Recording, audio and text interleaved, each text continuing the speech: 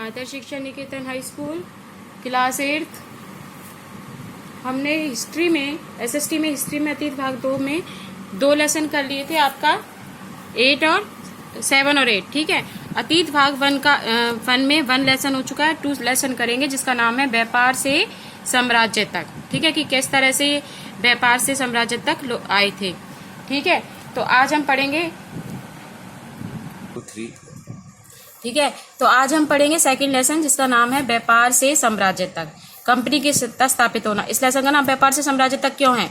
क्योंकि जो अंग्रेज थे 1600 ईस्वी में इंडिया में आए थे व्यापार करने के माध्यम से, परंतु उन्होंने धीरे धीरे, क्योंकि इंडिया से उन्हें इतनी चीजें मिलती थी, उनका लालच बढ़ता गया और उन्होंने यहाँ पर एक साम्राज्य स्थापित करने की योजना बनाई और धीरे धीरे हमारे देश को क्या बना दिया? गुलाम बना दिया। इसलिए इस लेसन का नाम है व्यापार से साम्राज्य तक, यानी कि व्यापारी बनकर आए थे और इस देश के क्या बन बैठे? राजा बन बैठे। तो हम पढ़ेंगे मुगल बादशाहों में अंग्रेज औरंगजेब आखिरी शक्तिशाली बादशाह थे।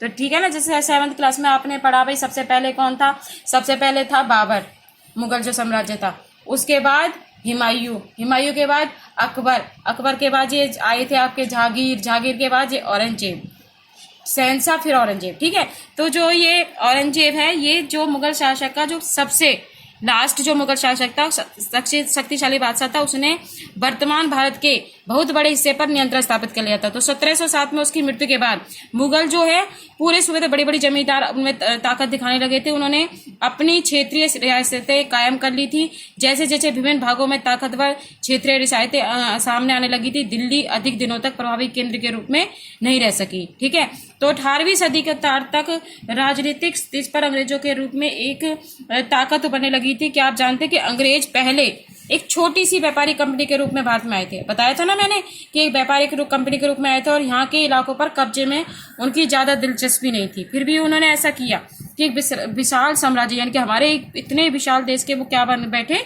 स्वामी बन बैठे। तो उसके बारे में हम यहाँ पर ये पढ़ेंगे कि किस तरह से है। ठीक है, तो सबसे पहले पढ़ते हैं हम यहाँ पर कि किस तरह से पूर्व ईस्ट इंडिया। तो मैंने बताया था कि 1600 यहाँ पर दे रखा, 1600 ईस्ट में, यानी कि 1600 ईस्वी में जो इंडिया कंपनी ने इंग्लैंड की महारानी, यानी कि इंग्लैंड की जो महारानी थी एलिजाबेथ प्रथम से एक इजाजतनामा हासिल कर लिया था कि भाई किस तरह से हम कंपनी को पूरा व्यापार करने का अधिकार दिया। अब पूरब में कौन है? पूरब में हमारा इंडिया आता है।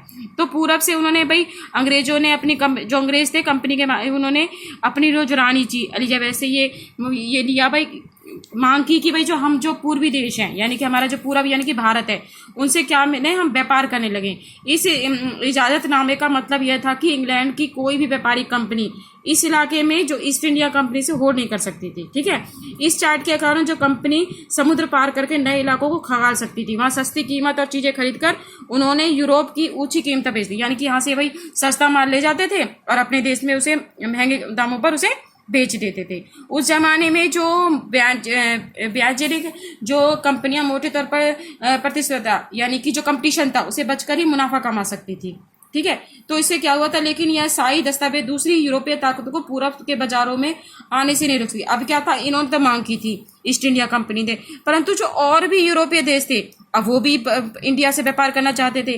तो जब तक इंग्लैंड के जहाज अफ्रीका के पश्चिम तट को छूते हुए ऑफ का चक्कर लगाकर हिंद महासागर पार करते, तो पुर्तगालियों ने भारत के पश्चिमी तट पर अपनी, अब क्या था? पुर्तगाली भी आ गए थे।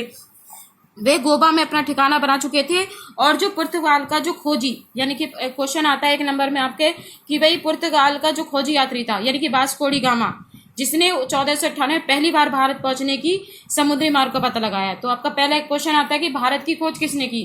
तो भारत की खोज 1498 यानी कि 1498 में पुर्तगाली जो एक खोजी था जिसका नाम था वास्को डी गामा ने भारत की खोज की थी, यानी कि वो भारत में एक व्यापारी के रूप में आना चाहता था। तो 17वीं शताब्दी की शुरुआत में डच हिंद महासागर में व्यापार की तलाशने शुरू कर दिया था। अब समस्या ये थी कि भाई सारी कंपनियां एक जैसी, ठीक है, एक जैसी चीजें खरीदना चाहती थी कि भाई सारी जो कंपनियां हैं यूरोप की एक जैसी चीज। तो यूरोप के बाजारों में भारत के बने सूती कपड़े और रेशम की जबरदस्त मांग थी। अब भारत में जो भारत का सूती कपड़ा था और जो रेशम था उसकी भाई बहुत अच्छा था, तो इसलिए उससे ज्यादा मांग थी। इसके अलावा जो हमारे जैसे केरल में इधर दक्षिण साइड में मिर्च है, काली मिर्च, लौंग, इलायची, दालचीनी की भी जबरदस्त मांग थी क्योंकि यहाँ का मसाला सारे विश्व में प्रसिद्ध था। तो यूरोपीय कंपनियों के बीच इस बढ़ती प्रतिस्पर्धा को भारतीय व्यापारों में इन चीजों की क्या बढ़ा दी? कीमतें बढ़ा दी थी। अब इन व्यापारिक कंपनियों के फलने फूलने का एक रास्ता मिल गया था, ठीक है। और क्या हुआ था, धीरे धीरे इन कंपनियों ने किस पर, हमारे जो बाजार थे उन पर अपना अधिकार कर लिया था, ठीक है, कि भाई यहाँ से वो मसाले और रेशम के कपड़े, रेशम वगैरह जो है यहाँ से ले जाते थे और अपने जाकर विदेशों में बेच देते थे। उन्होंने क्या करा था कि यहाँ वह हथियारों की मदद से चल रहा था और व्यापारिक चौकियों को किलेबंदी की ओर सुरक्षित रखा जाता था। अपनी बस्तियों को किलेबंद करने और व्यापार में मुनाफा कमाने की इन कोशिशों के कारण स्थानीय शासकों से क्या होने लगा था, टकराव होने लगा था, क्योंकि भाई जो हमारे शासक थे वो नहीं चाहते थे कि भाई हमारे जो सामान है वो देश से बाहर जाए। इस प्रकार जो व्यापार और राजनीतिक को एक दूसरे से अलग रखना कंपनी के लिए क्या हो गया था, एक मुश्किल कार्य हो गया था। समझ में आ गया ये?